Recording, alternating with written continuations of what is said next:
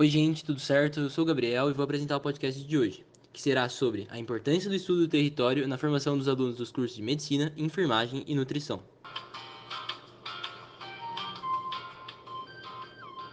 Primeiramente, eu, a Stephanie e o Marcos falaremos um pouco sobre a importância de se conhecer o território. Em 1988, a criação do Sistema Único de Saúde, SUS, incitou diversas reflexões acerca do funcionamento dos serviços oferecidos à população. Em tais ponderações, questões referentes à base territorial para seu funcionamento não podiam ser deixadas de lado,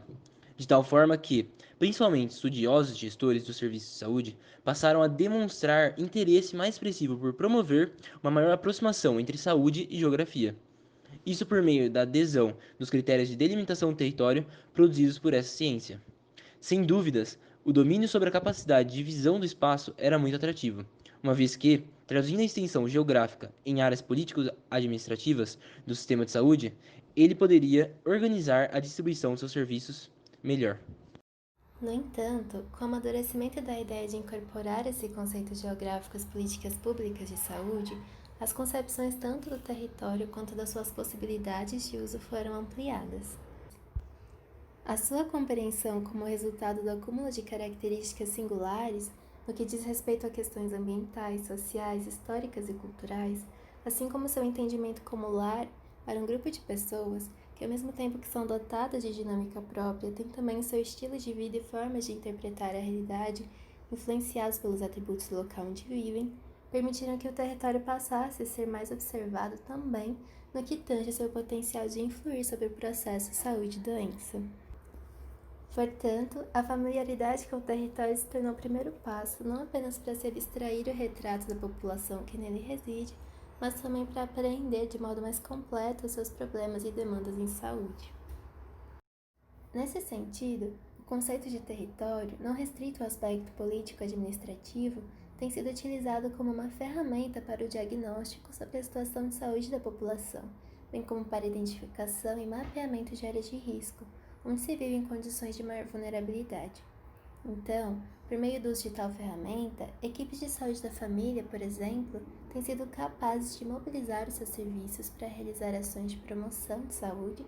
ações de prevenção, recuperação e reabilitação, de acordo com as enfermidades e agravos que mais frequentemente afetam aqueles inseridos em sua área de atuação e por quais possuem sentimento de responsabilidade, além de facilitar o estabelecimento de relações com outros serviços que colaborem para elevar a qualidade de vida dessa população. O estudo do território é essencial para a formação de novos profissionais da saúde, principalmente neste momento de afastamento do modelo biomédico no Brasil, em que a saúde deixa de ser vista apenas como a ausência de doenças. Com a inserção no território desde o início da sua formação, tanto pela visita a UBSs, onde o aluno consegue acompanhar a rotina, tanto por meio de visita à casa de pacientes, o aluno consegue entender as particularidades desse território e também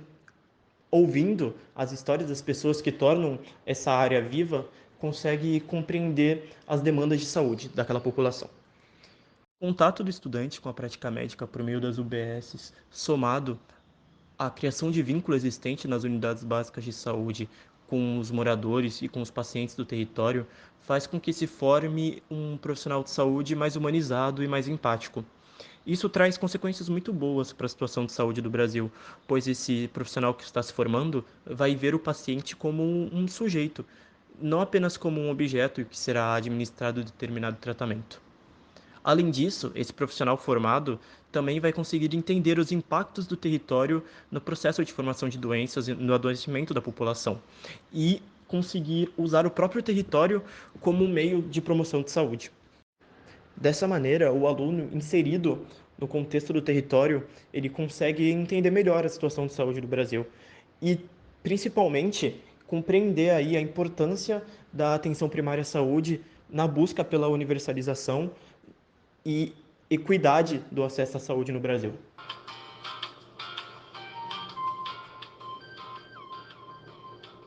Agora, a Giovana vai falar um pouco sobre os determinantes sociais que se ligam diretamente com o estudo do território. Os determinantes sociais da saúde, também conhecidos como DSS, são um conjunto de fatores socioeconômicos, culturais, psicológicos, étnicos, ambientais, etc., que moldam e influenciam o adoecimento de determinada população. Sua influência é significativa, estimando-se hoje que seja, inclusive, maior que a influência de fatores que estão ao alcance da medicina. E sua análise ajuda o profissional da saúde e os sanitaristas a definirem os fatores de risco existentes em cada população e que tipo de ação preventiva deve ser tomada em cada região ou grupo populacional. Embora, como já mencionado, tenha-se hoje alcançado certo consenso sobre a importância dos DSS na situação de saúde, este consenso foi sendo construído ao longo da história e até hoje temos como desafio na área que estuda a saúde coletiva combater a visão reducionista e biologicista ainda ensinada em algumas escolas de medicina, que pode formar profissionais incapazes de enxergar a moléstia como produto social e com uma abordagem profilática, não só como série de alterações fisiológicas que demandam abordagens curativas e muitas vezes não completamente eficazes por si só.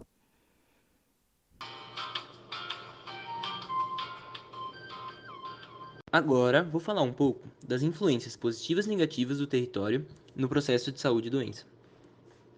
O território, por meio de suas características, exerce influência sobre o estado de saúde da comunidade a qual nele habita.